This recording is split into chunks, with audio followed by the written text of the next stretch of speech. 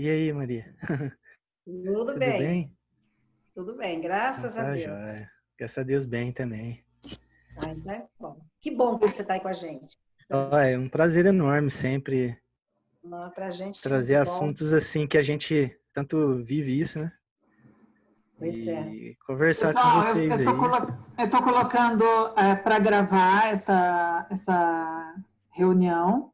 Então, por Legal. lei de direito de uso de imagem, quem não quiser aparecer, deixe seu vídeo fechado. Quem deixar aberto está concordando em ter sua imagem compartilhada.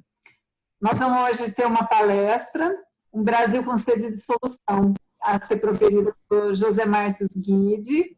Ele é engenheiro civil, mestre em saneamento e meio ambiente pela Unicamp, experiência de 10 anos na Sabesp, nas áreas de sistemas de abastecimento de água e tratamento de esgoto, onde atuou em vários projetos, incluindo reaproveitamento do biogás para abastecimento veicular no ETE de Franca.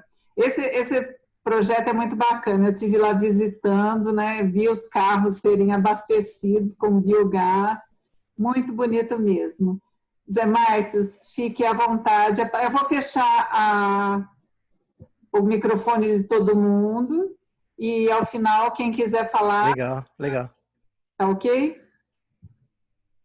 Combinado. Fiquem à vontade aí para pedir a palavra também, a gente vai conversando.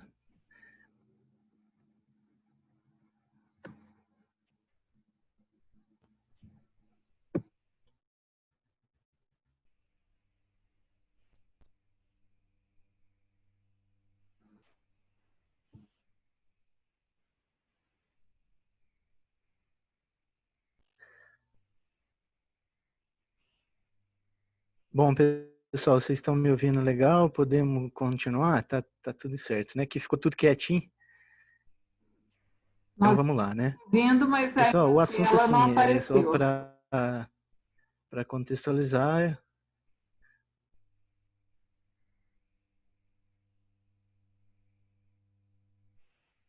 Tá ouvindo bem? Então, pessoal, boa noite de novo. Meu nome é Zé Márcio, né?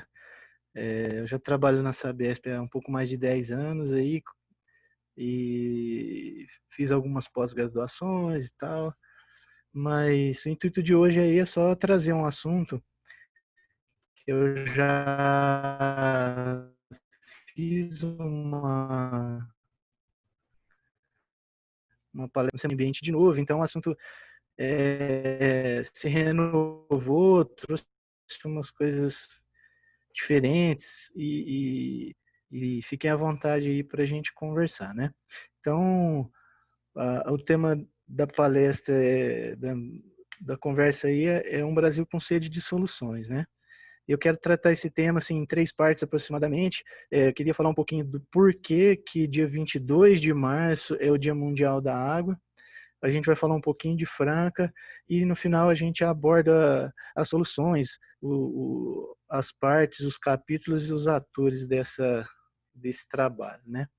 E para começar, eu gostaria de pôr uma curiosidade interessante, com um amigo meu é filósofo, e ele chegou para mim e falou assim, sabe qual que é o primeiro grande filósofo e qual foi o primeiro grande assunto que ele abordou?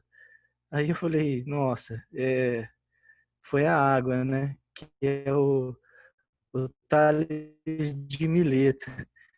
Esse ele já começou a questionar e amarrou a presença da água à vida, né? Então, ele nos textos que ele começou a tratar o assunto água, né? Ele mostrava a água junto com a presença da vida. E até outro dia a gente estava comentando isso, né? Que os alimentos que estragam mais fácil é aqueles que têm muita água. Alimentos, a água traz a vida junto, né?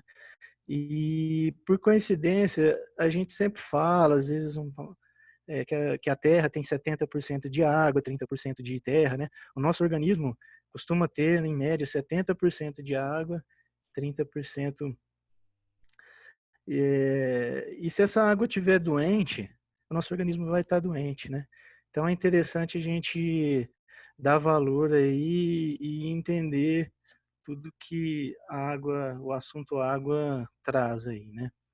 Então, para contextualizar na história, os problemas e os desafios que a gente vive da água, eu queria começar falando da época da Revolução Industrial, né? Que foi é, em 1800 e alguma coisa, né? Quando o engenheiro James Watt ele criou a máquina a vapor.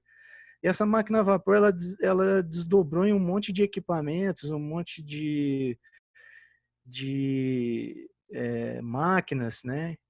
Que multiplicaram a força do ser humano e multiplicaram a capacidade dele produzir as coisas. E chegou até as estradas de ferro, as grandes tecelagens, né? E isso promoveu uma reconfiguração da cidade. As cidades modernas começaram a se configurar daquela. Já existia muita cidade, né? Mas eu acredito que a aglomeração e uma reconfiguração social, né, aconteceu muito forte desse tempo para cá. Então, se a gente pensar, a Revolução Industrial não está tão longe no tempo, né? Ela está um pouco mais de 100 anos, 200 anos atrás, alguma coisa assim, 200 anos atrás, né?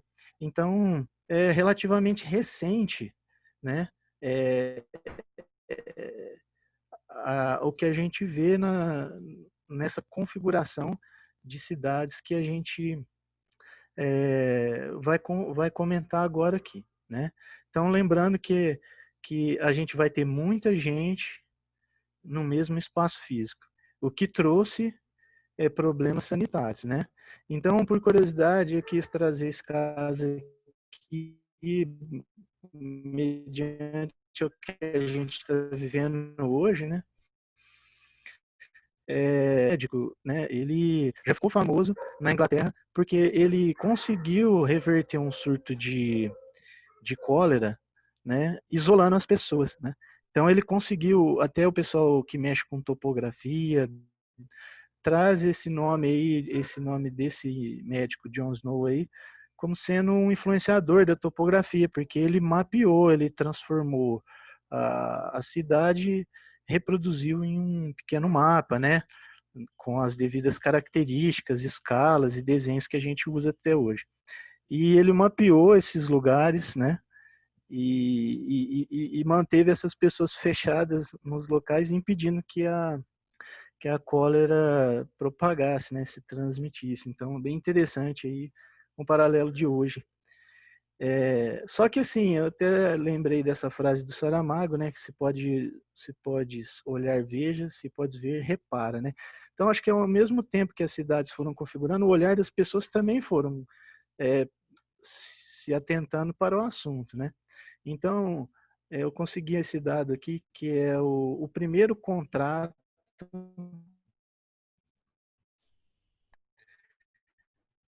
né, de saneamento básico no Brasil foi assinado em 1857 pelo imperador Dom Pedro II. Então, 1857, né? Mais ou menos na época em que as cidades estavam passando por esses problemas de abastecimento. Nesse livro, esse livro tem para ir perto do que a gente vê no nosso dia a dia, né? A gente encontra com esses assuntos todos os que ele já coloca aí, o crescimento desordenado das cidades, a produção do lixo, a escassez. Acho que cada um desses assuntos daria uma palestra, né? Mas hoje eu queria tentar aqui com o assunto escassez de água, né? Às vezes a gente acha que a gente está num ambiente com bastante oferta de água, mas a gente vai ver como é que isso acontece um pouquinho mais na frente. Então, eu volto aqui naquele assunto que eu comentei, que é para entender o porquê que 22 de março é o Dia Mundial da Água. Então é interessante a gente lembrar na história, eu comentei um pouquinho da configuração das cidades, dos problemas urbanos, né? Que tiveram várias, né? Visto muito isso. Mas assim, eu queria chamar a atenção também para os ambientais nesse desenvolver aí de 200 anos para cá, né? A gente lembra de Chernobyl, a gente lembra de configurar um dia para ser lembrado como, né, o Dia Mundial da Água. Então, esse contexto ele está representado num dia, num evento, numa data, mas ele traz toda uma história atrás aí que, que é uma história de evolução dos olhares, né? E, e é interessante que nessa data, nessa conferência, eles, eles aderiram, né, o negócio da crise da água, né, com problemas sociais, né. E, então eles falavam assim, que o dia 22 de março traz a crise da água, mas abordando as razões, por que que tanta pessoa está sendo deixada para trás. Então, eles amarraram esse assunto de uma forma interessante. E no meu entendimento, o diálogo ele foi conduzido estrategicamente para usar a água, né, como sendo um carro-chefe, como sendo o primeiro dos grandes 17 ODS famosos aí, né, dos Objetivos de Desenvolvimento Sustentáveis que a gente vê hoje. Mas isso começou lá atrás, né? Começou lá naquelas primeiras grandes conferências da ONU. Só que estrategicamente eles tiraram a água, né? Nessa conferência que teve também, né, esse Conselho Mundial da Água que pôs a água como prioridade, né?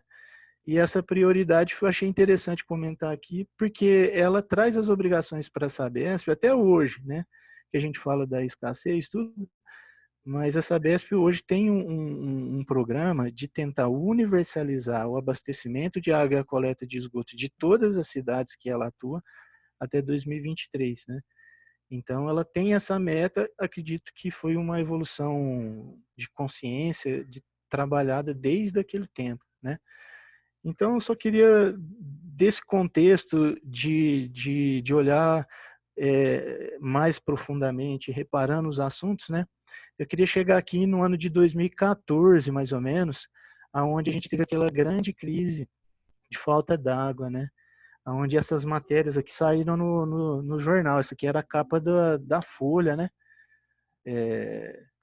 Da Folha de São Paulo, comentando os mananciais de São Paulo, todo aquele problema que aconteceu lá, né? E só que não foi só lá, foi generalizado, né? A gente teve uma seca histórica, né? Então, a gente tem muito dado dessa época, tem muito estudo, mas acho que agora que a gente precisa só lembrar desse assunto para entender que a escassez ela está por perto, né? E às vezes pelas mudanças climáticas ou pelo ciclo dos anos, assim, acontecem em alguns locais, né, diferente de outros, mas a falta d'água ela sempre está perto, né? Esse caso de 2014 foi muito interessante. Então, ele marcou muito a nosso trabalho, né? A nossa atuação isso aí ficou marcado na nossa história lá, né? Então, essa foto aí marcou porque ela é uma foto do dia 13 de maio que mostra as rochas no meio do Rio Grande. O Rio Grande é o rio que divide os estados de Minas Gerais e São Paulo, na cidade de Colômbia. A cidade de Colômbia ela é pertinho de Barretos. A gente trabalha muito em Colômbia. Colômbia é uma cidade Sabesp, né? E de um lado aí fica Colômbia, do outro lado tem uma cidadezinha que chama Planura. E o Rio ficou nessa situação. Então, assim, foi uma, uma, um caso bem atípico das médias históricas, né? Mas não tinha água, não tinha. E isso aí, a gente aprendeu muito, houveram muitos estudos, né, com isso, mas eu quis destacar aqui um documento que a ANA, a Agência Nacional de Águas, pôs em 2015, mostrando nessas cores que a gente vê aqui, né, onde é vermelhinho, é o local crítico em bacias, né, em diversas bacias, uso concentrado, né, e o conflito pelo uso da água generalizada. Então a gente olhou isso aqui e falou assim, nossa, mas às vezes a gente fala assim, mas a seca é no Nordeste, no Ceará, né? Mas se a gente colocar o número de habitantes pela disponibilidade hídrica, a gente vai entender que nós estamos numa região, se pegar principalmente mais perto de São Paulo, né? Mas Franca também tem a sua dificuldade de água muito grande, muito grande. A cidade tem uma cota, né, uma topografia de uma localização que a gente só tem nascente de rio aqui perto. A gente não tem rios, né, grandes e com bastante água, que nem é Ribeirão Preto. A gente sai daqui de Franca, chegando em Ribeirão Preto já tem o Rio Pardo, né? A gente vê um rio bem grande, né? Então, é só para contextualizar e pensando em Franca, nesse assunto de escassez, disponibilidade, consumo de água, eu fiz uma continha meio mágica aqui, depois se vocês ficarem com alguma dúvida, a gente refaz ela. Mas é assim, ó, Franca tem aproximadamente, hoje já passou, está nos 140, né, 1000 ligações, mas eu só arredondei para ficar fácil a conta. Se a gente fizer uma conta assim, ó, 130 mil ligações, seriam 130 mil casas, né, uma população aproximada de 325 mil habitantes, um consumo de 200 mil litros habitante dia, 200 litros por pessoa por dia. Isso dá 65 milhões de litros dia. Se eu fosse dividir isso em caminhão-pipa, igual esse que a gente apresentou aqui, seriam 10 mil pipas por dia. Então, era assim, a gente, Sabesp, abriu o portão lá 6 horas da manhã, teria que ter 10 mil pipas enfileiradinhos esperando para sair abastecer as casas de todos nós, né? Então você fala, é totalmente inviável, não existe 10 mil pipas aí, nem se tivesse, não cabe lá para carregar e tudo. Então a gente eu vi um videozinho outro dia da Sabesp falando que nós trabalhamos no maior delivery, né? Que é um assunto do momento, do mundo, né? Porque a gente entrega muita água para todo mundo todo dia, né? Então, para resumir essa conversa, a gente precisa falar em população, a gente precisa falar em recurso natural e poluição. Isso tudo dentro da Terra, nessa imagem que a gente desenhou, né? A gente tem recursos naturais finitos, a gente tem uma população às vezes mal distribuída, ou em cidades desordenadas, ou em locais com dificuldade de água, ou com uma série de dificuldades que a gente pode elencar rapidamente, mas e às vezes a poluição acontecendo, né? Um problema educativo. Então, esse contexto de água que eu quis trazer aqui para a gente propor algumas soluções, né? Então, a gente fala muito na Sabesp das soluções, a gente fala que a Sabesp traz muito planejamento, gestão e investimento permanente. Esse tripé, ele vem de longe, né? A Sabesp não começou em Franca há um mês atrás, começou há muitos anos, né? O Peter Drucker, que ele é famoso aí no mundo business, ele fala assim, né? Que o planejamento a longo prazo não lida com decisões futuras, mas com um futuro de decisões presentes, né? Então, hoje a gente está decidindo coisas que a gente vai deixar para os nossos filhos, que a gente vai ver na nossa timeline aí mais para frente, né?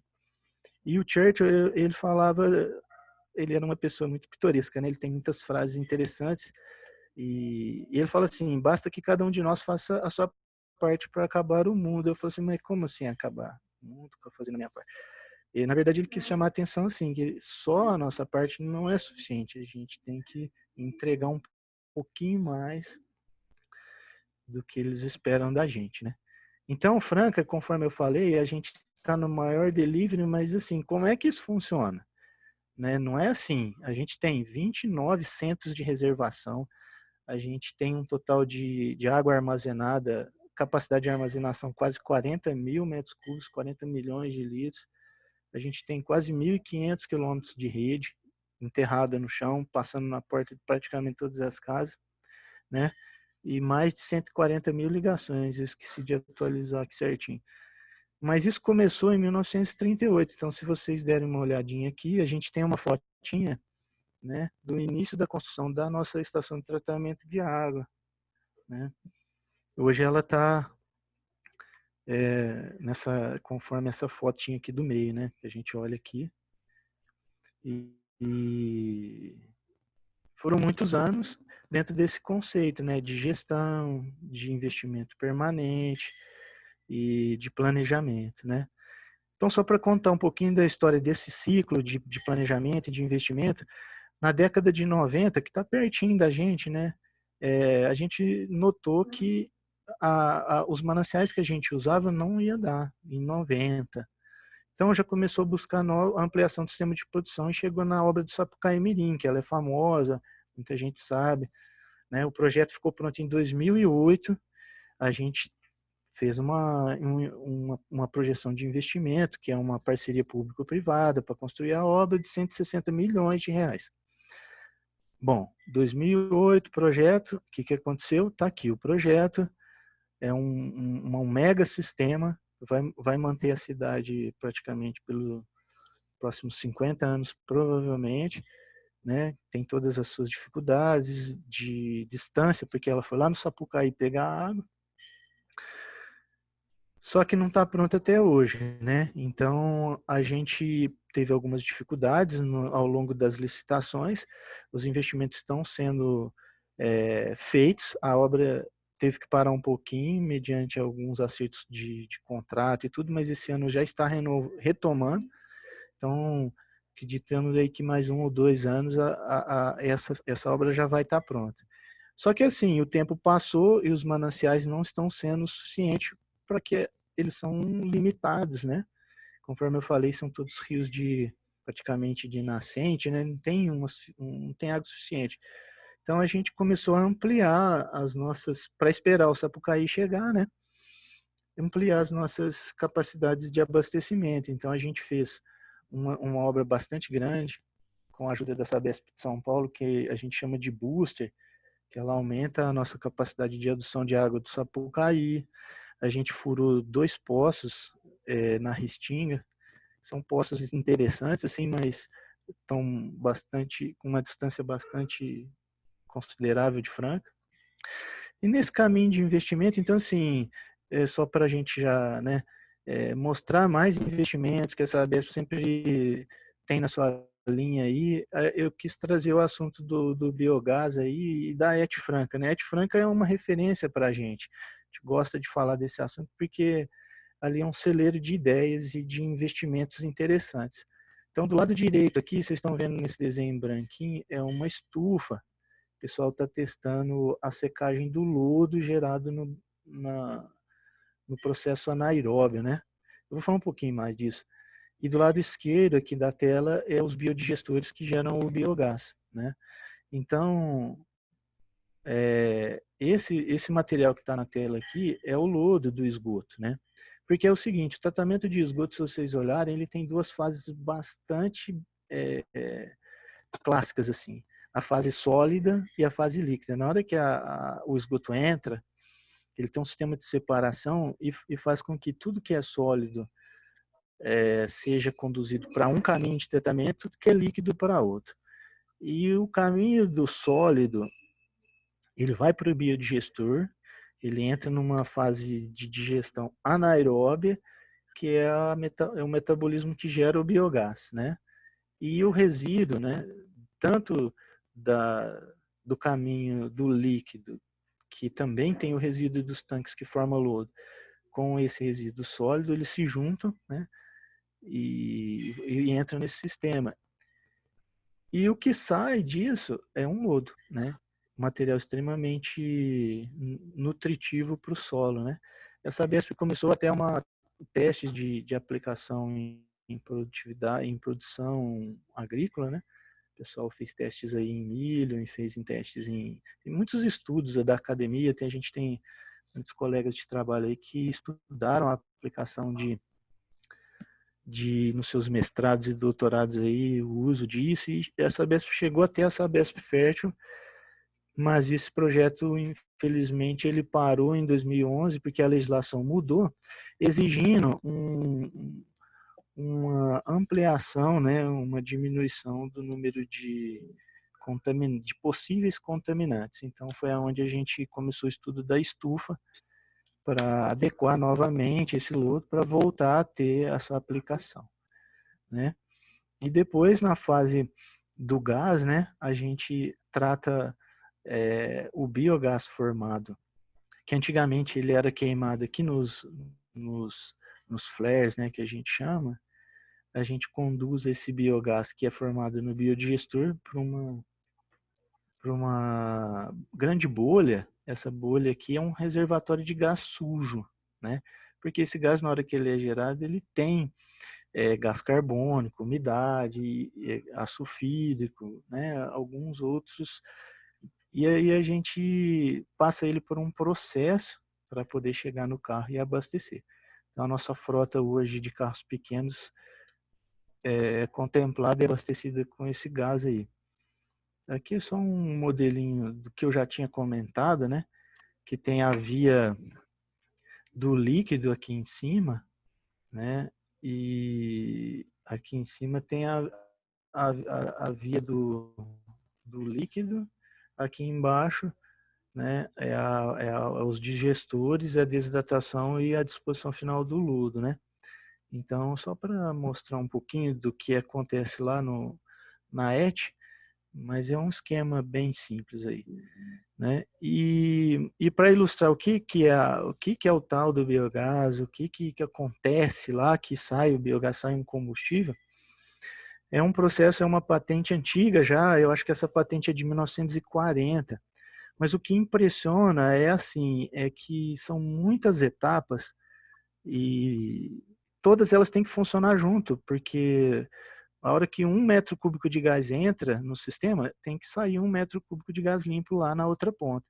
Então tem muitas etapas assim. Então tem uma fase que a gente chama de ventilador radial, que é um grande aspirador que aspira o gás do biodigestor e armazena.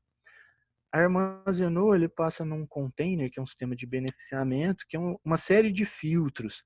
Tem carvão ativado, tem uma peneira molecular de carbono, tem uma série de filtros que mantém a sujeira separada do biometano. Esse biometano vai para um compressor, para um reservatório igualzinho, é um gás de GNV, que a gente fala, gás natural veicular, né? Então, o kit de abastecimento do carro, a bomba, o posto de gasolina, é como se fosse um gás GNV. Só que em vez de ter o GNV dentro, que seria de fontes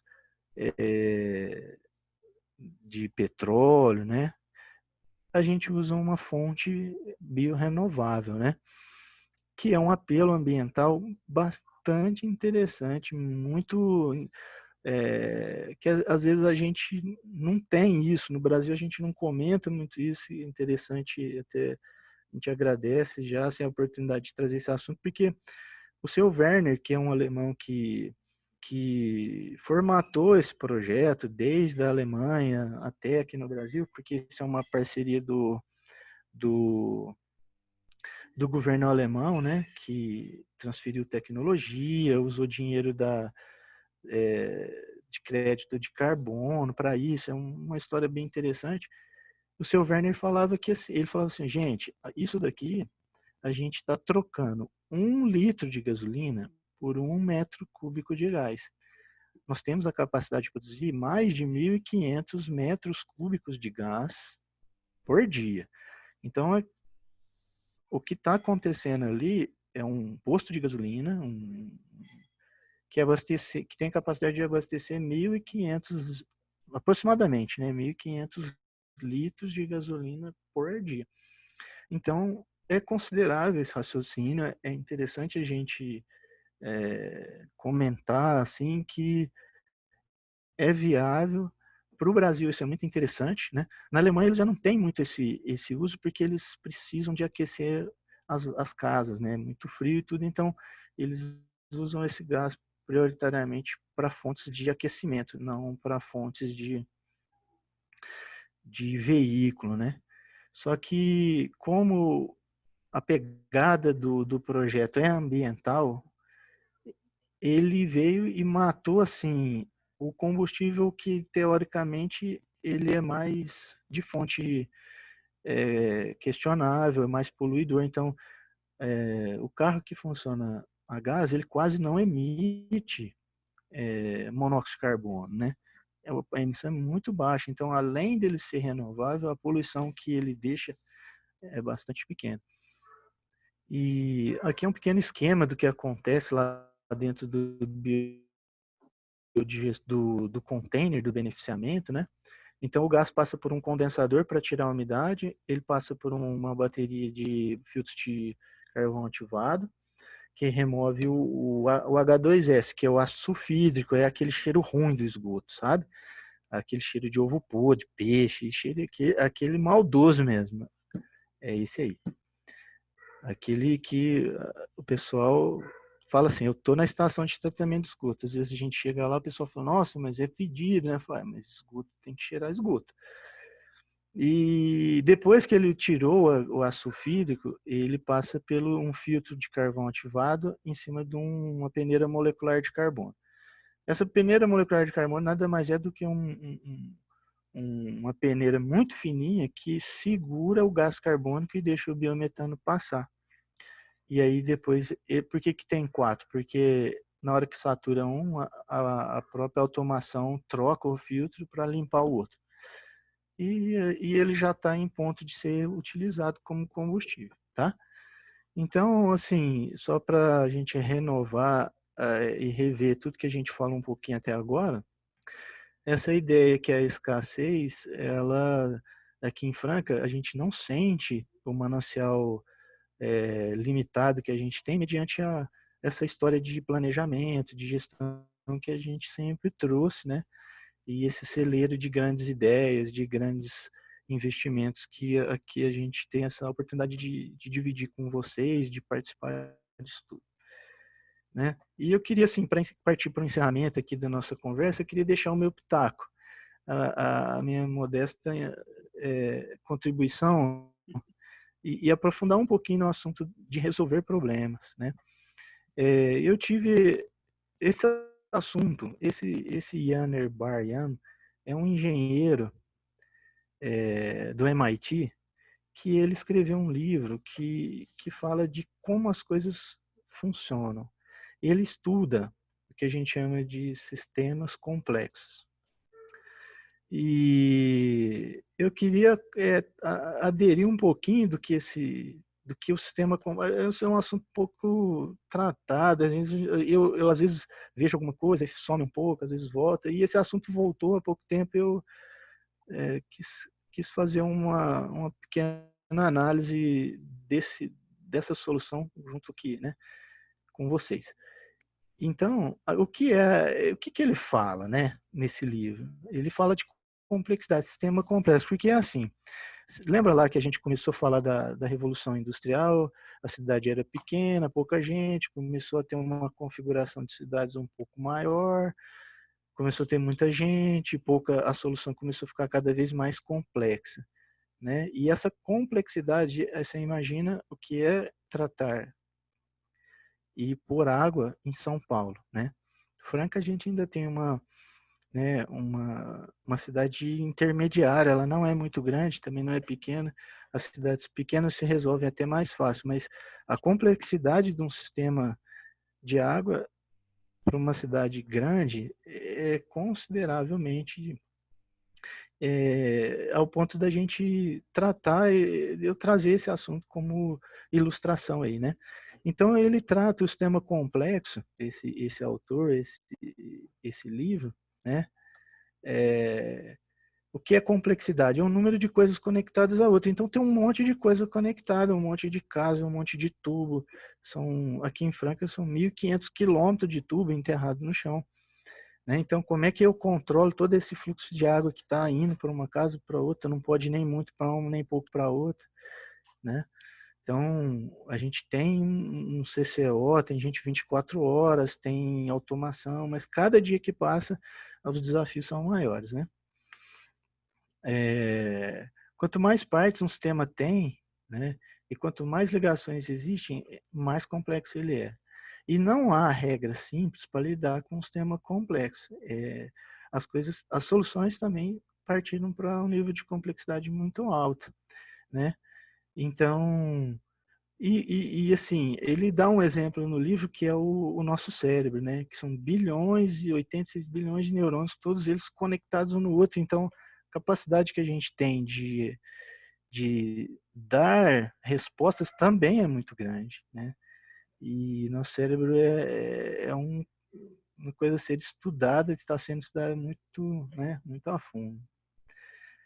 Então, a tese central desse livro, ele fala que o sistema complexo ele tem que ser trabalhado em duas grandes abordagens. Ele fala em escala e ele fala em complexidade. A escala é isso que eu trouxe até agora. A Sabesp ela é muito grande, ela tem seus 15 mil, sei lá, 14 mil funcionários, tem diretoria, tem conselho de administração, tem N departamentos, N gerências, atende 360 cidades, cada cidade tem seus encarregados, seus funcionários, então ela vai ramificando, né, como se fosse uma árvore, assim, né, ela tem a sua sustentação num sistema configurado de, né, uma empresa SA sempre tem a sua diretoria, seu corpo diretor, e vai ramificando isso tudo. Na hora que chegar lá na pontinha, né, a complexidade de decisões é tão grande para chegar lá que eu quis comentar aqui esse tema, porque ele trata a escala e a complexidade. Na hora que ele fala complexidade, eu trouxe até ele fala que a solução não adianta você atuar só a nível, vamos falar assim, pensar na diretoria, nas grandes gerências, nas grandes decisões corporativas, mas tem que pensar numa escala de complexidade menor. Então, ele faz uma metáfora muito interessante, que é assim, ó, o que um murro, um soco, né, faz num vírus, num coronavírus, né, em qualquer um deles. Eu não tenho uma atuação eficiente, não resolve, né? Um murro não mata um vírus. Quem que mata o vírus, né?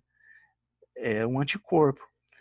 E se eu estiver submetido a um enxame de abelha? É o cérebro que vai decidir sair correndo.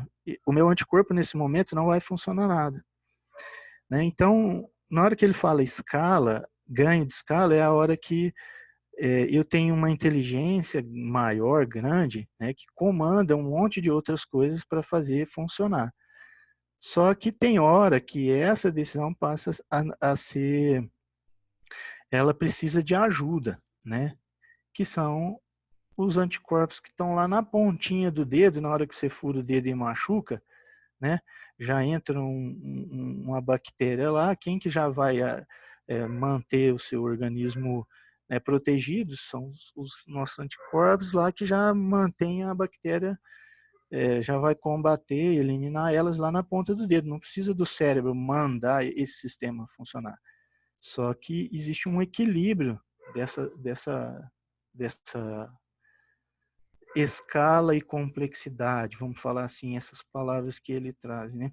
É muito interessante isso, a gente pode exportar esse raciocínio para um monte de outras coisas. Então, eu queria dar um exemplo também do Henry Ford. Quando ele fundou a Ford, ele começou a potencializar a Ford de tal forma, né, que até hoje é conhecido como Fordismo, todos aqueles estudos de tempo, movimento, de produtividade, etc. Só que ele cresceu muito, eu entendo assim, um pouco da minha interpretação, porque ele pagou bem seus funcionários e os maiores clientes e os primeiros e maiores clientes dele foram os seus funcionários.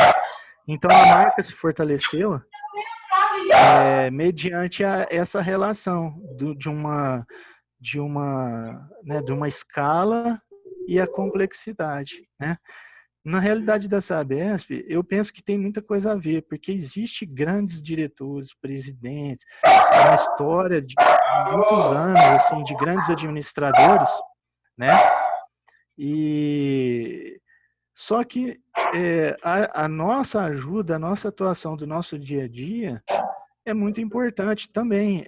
Esse sistema todo, na sua complexidade, se a gente pensar que a gente, no nosso dia a dia, na minha casa, na minha área de atuação, eu tenho valor, eu sou vamos falar assim, um anticorpo que vai estar ali lutando por aquilo que eu acredito, né? E contribui demais para a grande escala. É um equilíbrio interessante nas soluções, né?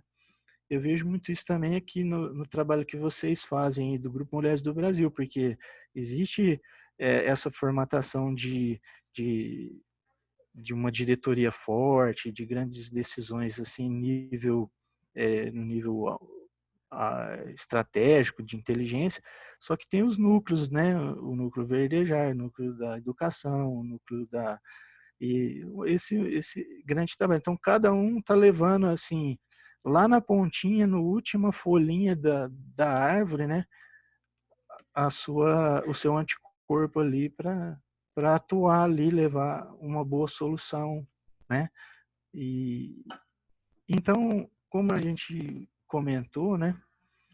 Eu já queria, assim, agradecer nesse momento, né? A oportunidade de tratar aqui esse assunto. Se vocês tiverem dúvidas, a gente volta, comenta aí os aspectos que Franca tem, etc. Mas eu já queria partir para o encerramento aí, agradecendo bastante a Elaís e o pessoal do grupo inteiro aí, que a gente sempre admira o trabalho, né?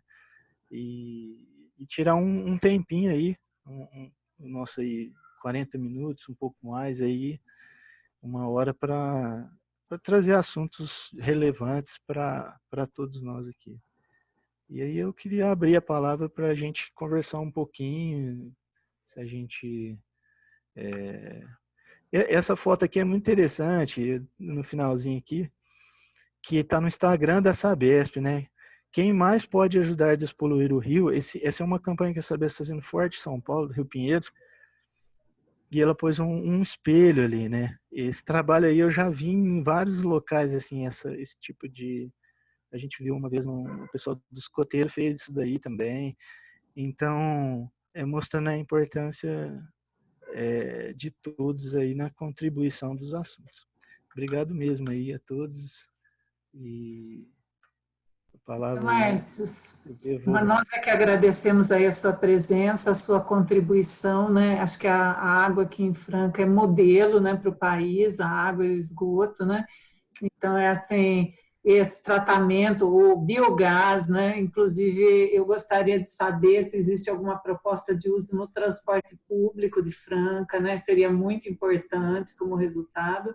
E eu tenho mais uma segunda questão para você. Depois, quem tiver pergunta, por favor, coloca no chat que quer falar, que a gente vai chamando se houver mais perguntas.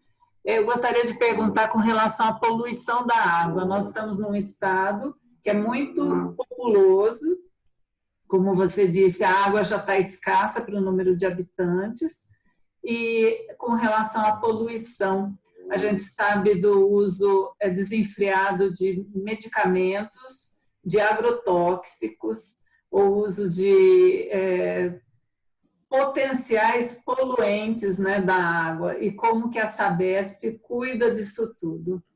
São essas duas perguntas que eu tinha para você, do biogás e da poluição da água. Então, a parte do biogás, ela é bem interessante, essa pergunta é muito relevante, porque existe tecnologia já, até veio um ônibus sueco, né, que é um ônibus que anda aí em muitos países, que ele só tem biogás, né. Então, existe tecnologia para usar em grandes, vamos falar, veículos grandes, médios, existe essa tecnologia. Então, eu acredito que, aos poucos, a Sabesp está fazendo um trabalho muito forte para transformar o biometano num combustível padronizado na ANP. Esse combustível ele não existe ainda legalmente na ANP. Então, a Sabesp está fazendo um trabalho de homologação, de caracterização,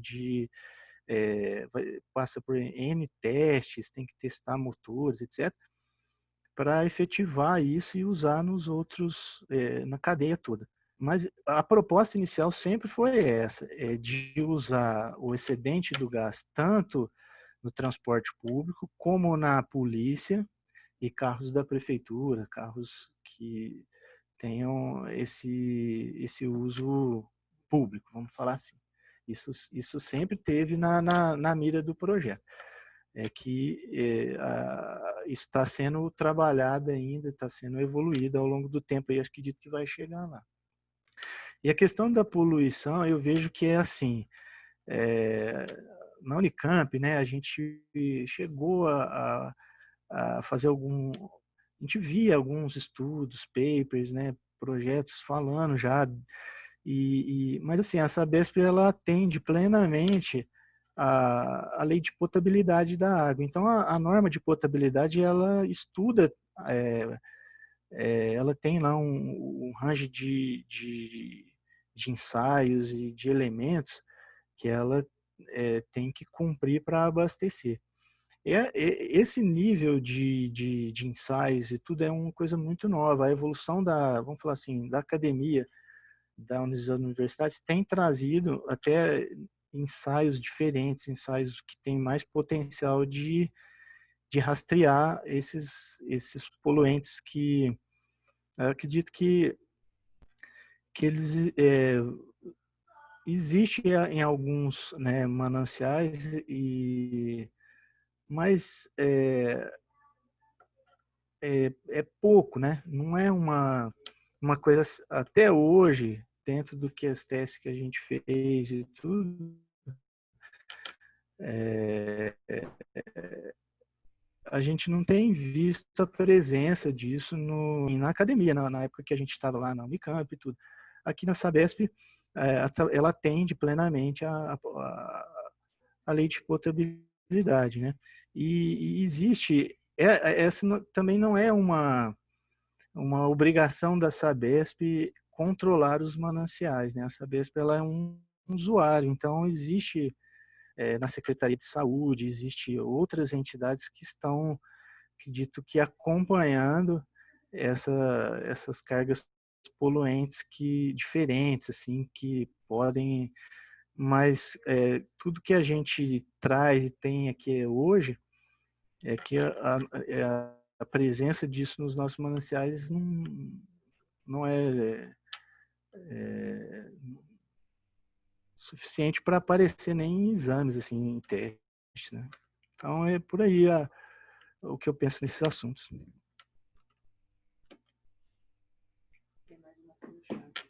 Nós temos aqui uma pergunta do Galaxy A10, se a pessoa quiser perguntar pessoalmente, mas pergunta... Abre o microfone aí, a telinha para a gente ver. Pergunta como a sociedade civil pode colaborar na gestão sustentável da água e do saneamento. Eu acredito que é mais ou menos dentro daquilo que eu falei, né? Eu acho que esses dias eu tive pensando muito, eu até comentei com a Dani hoje,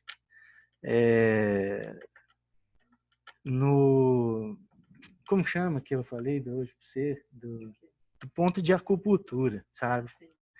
O sistema complexo, imagina que é uma rede, imagina que eu tenho 10.000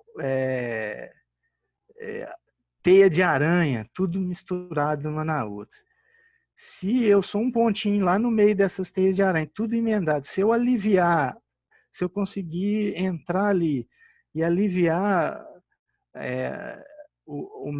a minha atuação local, eu alivio todo o sistema, entendeu? A gente comentou, fez essa metáfora assim, que às vezes fala, vou lá na acupuntura, vou fazer um furinho lá, o que esse furinho aí vai fazer? Mas ele reorganiza, né? o seu entorno reorganiza o seu entorno, que propaga isso, que a gente não sabe direito. Então, acho que a sociedade civil, ela tem o seu valor na hora que cada um faz a sua parte, né? E também ele entrega um pouco mais, né? Às vezes a gente está num momento que às vezes fala só a nossa parte não é suficiente, a gente tem que fazer um pouquinho mais. Então, a atuação eu vejo que a gente tem assim, evoluído muito nas associações, nos grupos, né? A consciência nossa é muito maior, né? Então, estar presente no assunto é o que eu faço né? Eu vou estar sempre presente nos assuntos, independente se eu tenho Sabesp ou se eu tenho um Zé Márcio na rua, né? Então, a gente sai na rua e a gente ajuda, né? Entidades, a gente trabalha com lixo, não deixa que faz todo esse tipo de abordagem. Eu penso que a coisa só acontece quando todo mundo faz um pouquinho da sua parte. Não sei se era por aí a resposta que ele quis colocar, mas eu penso que é assim. Eu penso que a gente é um ponto de acupuntura que vai aliviar e um sistema que ele é antifrágil, que ele não é muito robusto, nem ele é muito, que ele não desmancha, ele se adapta, né? Que é o sistema complexo. Ele vai propagando isso, se ele vai se adaptando e propaga para grandes, né, soluções. Tá certo, Zé Márcio. Tem aqui várias parabéns para você aqui no chat, palestra clara, tem assim diversas parabenizações aqui. E tem um pedido da Daniela para estar falando aí da cultura. Vou do lado, mas vou seguir a regra, né? Importante. É o seguinte, a gente estava falando sobre essa questão da acupuntura e da importância da gente ter consciência de que a nossa ação é pequena e é importante por ser pequena, né? A gente não tem que querer dar o passo maior, a gente tem que saber que o tamanho desse passo é importante para o sistema como ele é, complexo como ele é, né? Então, isso assim, é muito pensar assim, a sociedade civil pode colaborar? Pode. A hora que gasta aquelas coisas que a gente já sabe, a hora que gasta menos água, a hora que separa seu próprio lixo, a hora que não quer o benefício daquela coisa que é boa só para si, mas que é aquela coisa que é boa para o seu grupo, né, com posturas éticas. Eu acho que é esse o pensamento da história que o Zé fala do sistema complexo. A gente se entender parte de um sistema complexo e conscientemente fazer as escolhas. Aí a gente consegue colaborar com o processo como um todo, né? Esse é o meu comentário sobre a acupuntura aqui. Ok, Zé Márcio, já tenho mais uma questão. Eu li hoje no jornal que amanhã vai estar sendo votado no Senado a possibilidade de privatização de tratamento de água e esgoto, né? Como que você, como funcionário Sabesp, enxerga essa nova situação que parece que vai ser aprovada? Realmente, a gente estava comentando isso, né? Esse assunto já é antigo na Sabesp, mas eu acredito que a Sabesp em si, ela é uma empresa, até a gente dentro da Sabesp, a gente até entende alguns defeitos que ela tem, né? É uma empresa muito grande, só que ela é uma empresa eficiente, ela tem os seus resultados financeiros bons, ela tem a sua parte técnica de excelência, né? Outro dia eu escutei uma pessoa falando que a Sabesp é a Microsoft do saneamento, né? Então, eu falei assim, também não, mas assim, é uma realidade. Então, na hora que privatiza, eles criam a condição de empresas particulares participarem de uma concorrência, porque hoje a Sabesp ela é contratada por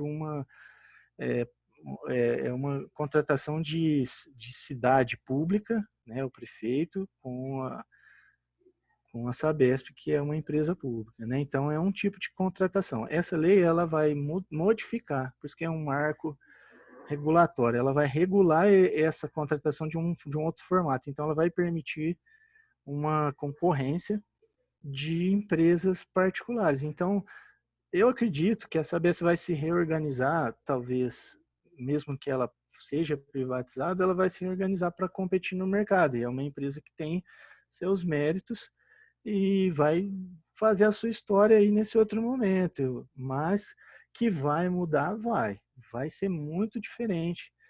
Possivelmente a história das privatizações aí, se for no mesmo, a gente torce para que seja para o bem, né? Que seja para melhor. Não que seja uma história assim de para acabar com muitas coisas que foram construídas ao longo do tempo, né? Mas que vai mudar, vai, porque essa regulação provavelmente vai ser aprovada, né? Tá um caminho, né? Que tá nesse caminho, a gente tem muita coisa para acontecer ainda, mas que vai mudar muito o mercado e a gente torce para que seja para o melhor, né? Que essa regulação permite que novas empresas surjam, que essa concorrência seja, né, aconteça de uma forma dentro dos parâmetros legais. Para nós, aqui a nossa realidade é um pouco diferente, a gente é muito bem atendido, a maioria das cidades tem muito recurso, apesar dos seus probleminhas aqui e ali.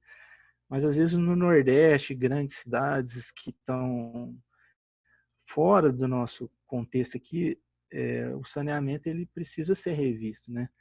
Existe muita deficiência de esgoto, principalmente, né?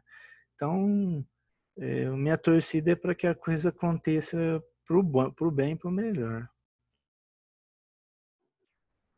Uma última pergunta, porque eu sou muito curiosa, tenho muitas perguntas, ninguém está aparecendo. Não, tranquilo, mais. estamos juntos. Você como técnico agora, não como Sabesp, mas como técnico da área de água, como que você enxerga a possibilidade de despoluição de rios como o Tietê e o Pinheiros, e mesmo no Rio de Janeiro, né, com tantos problemas que a gente viu esse ano? Isso é possível? É viável? O que falta para acontecer? Então, assim, a gente escuta esse assunto na Sabesp há muito tempo, né? O pessoal tem lutado bastante para isso acontecer. Eu acho que é difícil, mas eu acho que tem solução. Tecnicamente, é possível de ser você ter uma eficiência boa uma eficácia boa aí de limpeza desses rios. É a minha opinião. Porque em São Paulo mesmo, o que acontece, né? Eles, como a cidade é muito grande, ela é muito cheia de interferência, acontece, é complicado, mas vou contar uma história aqui. Uma vez o pessoal conta que o maluco foi abrir um túnel lá e para melhorar o trânsito, né? Só que aí ele quebrou um interceptor de esgoto que tirava o esgoto de quase 400 mil pessoas do centro, lá naquela região central de São Paulo. Então, uma coisa vai conflitando com a outra de uma tal complexidade que às vezes demora para dar solução, é muito dinheiro envolvido e tudo, mas tem solução. Então, é um caminho que, se a coisa acontecer do jeito que a gente comentou, com planejamento, investimento constante, gestão, a gente tem exemplos disso na Europa, grandes rios que passaram né, por momentos da vida dele poluído, hoje já não tem mais essa poluição, né? Tanto é que eu estou em Bauru e o Tietê vai para Bauru e a gente passa em Bauru lá, o rio é perfeitinho, tem clube, tem pescaria, tem barco, tem as grandes chatas que escoam cana, tem um movimento danado, um rio bonito, enorme. Então, ambientalmente falando, tecnicamente é possível. Agora, é uma jornada de bastante complexidade. Não sei se vai acontecer isso rápido, não, mas é uma coisa que a Sabesp tem isso dentro, esse assunto está dentro dela há muito tempo. E a diretoria, tem uma diretoria na Sabesp que a gente chama de T, que é de tecnologia, pesquisa, desenvolvimento, essas coisas. Tem muitos projetos lá que abordam isso, né? Então, vai acontecer, eu acredito eu que isso vai acontecer Isso está um tempo envolvido aí. também, tem envolvimento também de falta de coleta de esgoto, não é isso? Então, acaba Então, até nesse sentido que industrial, eu né? comentei. Imagino.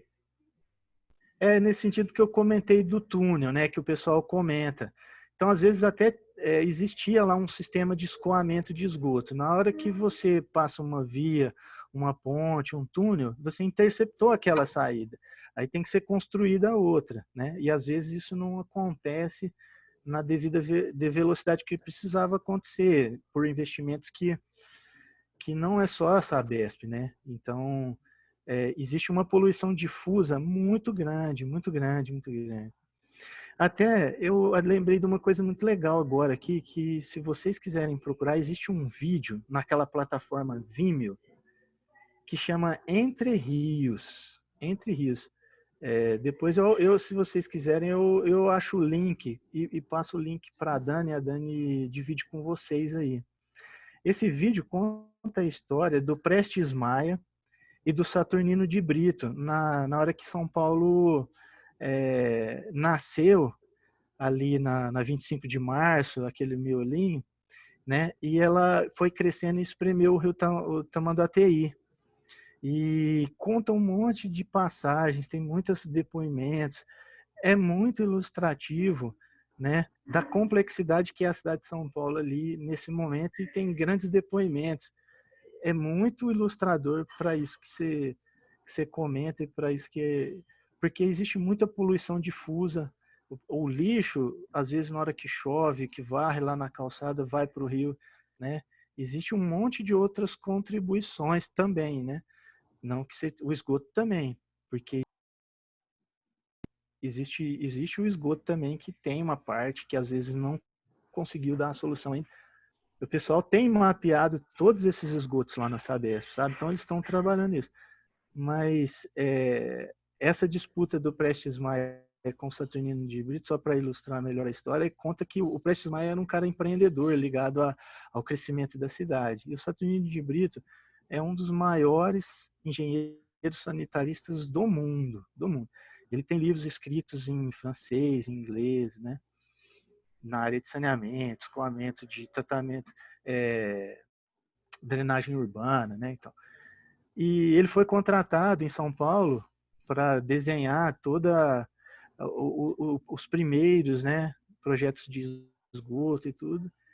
Só que essa disputa do crescimento da cidade, essa é a minha opinião, que interpreta ali, sufocou ele, né? E ele não conseguiu começar um projeto bom lá de trás, né?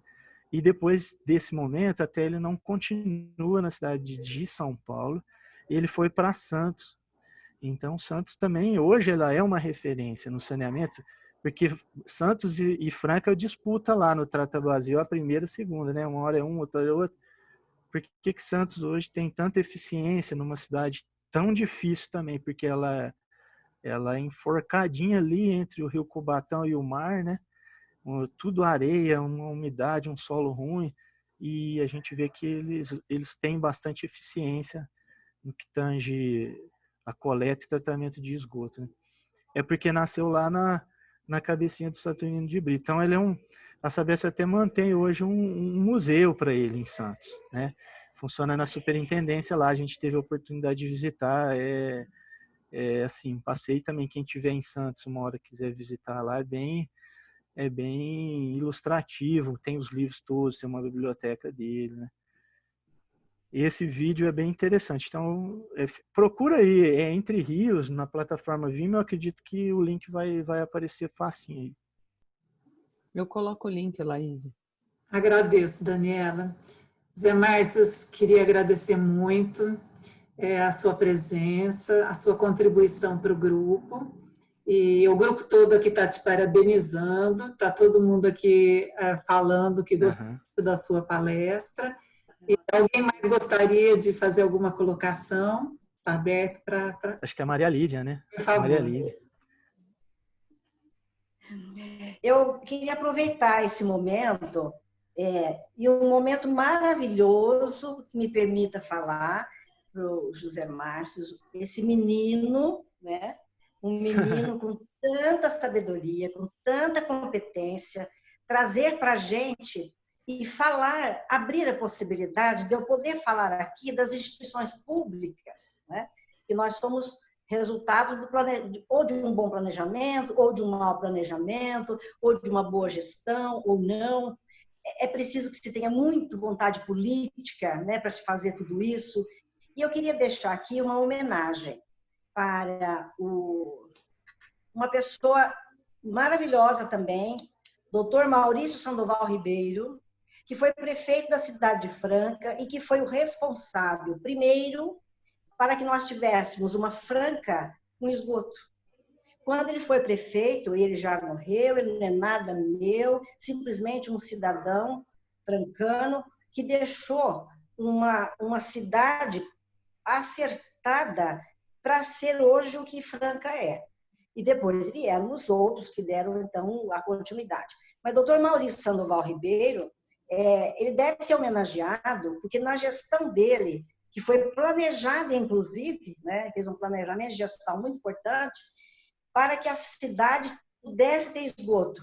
Na época, todo mundo até gritava muito, porque onde você ia, Franca estava no buraco.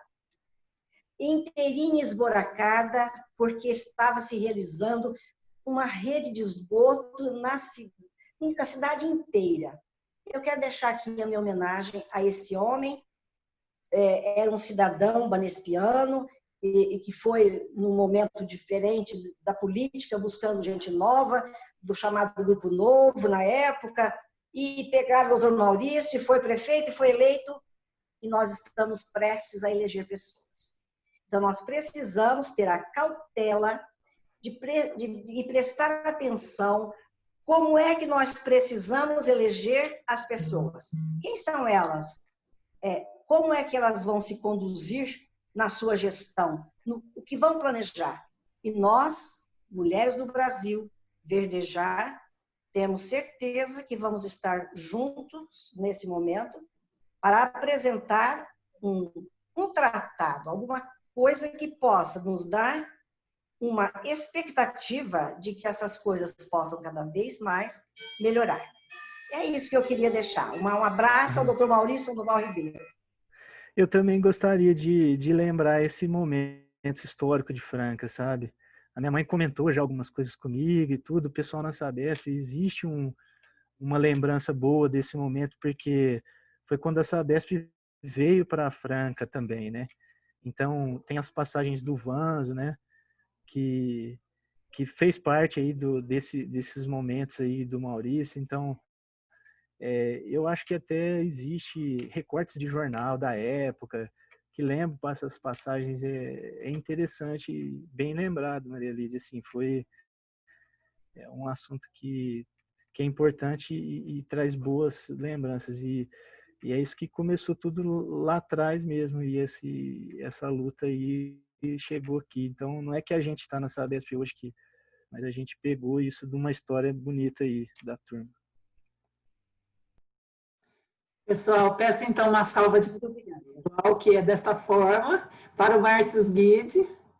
José Márcio, olha, muito obrigada. Vou estar encerrando então a reunião. E até a próxima terça-feira. Qual que é o nosso próximo assunto, Renata, por favor, que eu não estou lembrando? Coincidentemente, ODS. Vamos falar sobre os objetivos. Inclusive, a Silvia Belink, que é a palestrante da próxima semana, está aqui. Também agradecer ao Zé Márcio por ter trocado a data com ela. Ela está acompanhando a live aqui com a gente. E ela vai falar dos desafios do desenvolvimento sustentável, principalmente dos ODS. Então, até terça que vem. Obrigada. Obrigada, José Márcio. Obrigado pelo convite também, viu, gente? Valeu. A gente está por perto aí. Precisando é só chamar. Tá ótimo, Tchau, gente. obrigada. Boa noite. Tchau a todos. Tchau, Boa tchau. noite, pessoal. Beijos. Boa noite. Beijos.